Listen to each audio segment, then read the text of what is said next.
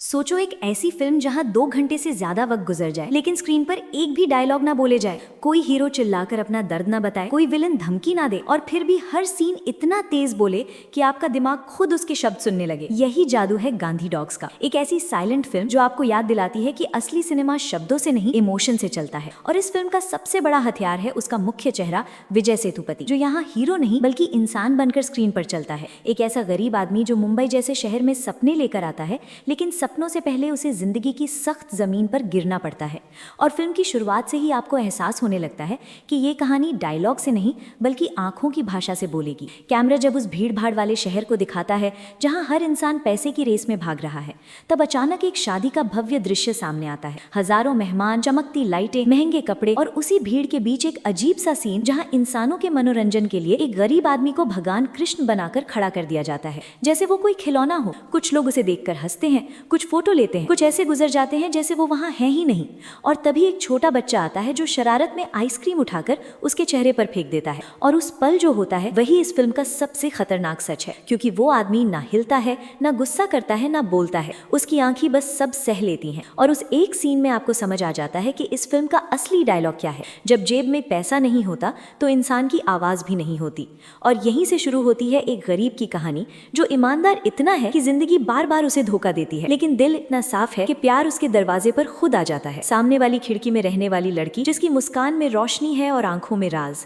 और ये लड़की जिसे निभाया है अदिति राव हायद्री ने, सिर्फ खूबसूरती नहीं बल्कि इस पूरी कहानी का रिमोट कंट्रोल है। क्योंकि फिल्म धीरे धीरे आपको यह एहसास दिलाती है कि असली खेल कहीं और चल रहा है। और तभी कहानी में एंट्री होती है एक दूसरे आदमी की, एक ऐसा अमीर बिजनेसमैन जिसके पास सब कुछ है, पैसा, ताकत, रुतबा। वो हवा में चलता है, आसमान में उड़ता है और सोता भी ऐसे बिस्तर पर है जैसे दुनिया उसके पैरों में हो। लेकिन किस्मत का खेल देखो कि एक दिन शहर की सबसे ऊंची इमारत आग में गिर जाती है और उसी आग में उसका घमंड भी जलने लगता है। और फिर अचानक कहानी एक ऐसे मोड़ पर आती है जहां करोड़ों की कार में घूमने वाला ये आदमी चोर बाजार की गलियों में हजारों की चोरी करने वालों के बीच एक सस्ता सा नुकीला चाकू खरीदता दिखाई देता है। और यहीं से फिल्म का थ्रिलर वाला असली चेहरा बाहर आता है, क्योंकि उसी दौरान उसका बटवा गिर जाता है और वो बटवा पहुंच जाता है हमारे गरीब गांधी के हाथ में। और अब सवाल ये है कि क्या ये ईमानदार आदमी पहली बार बेईमानी करेगा? क्या प्यार जीत जाएगा या भूख?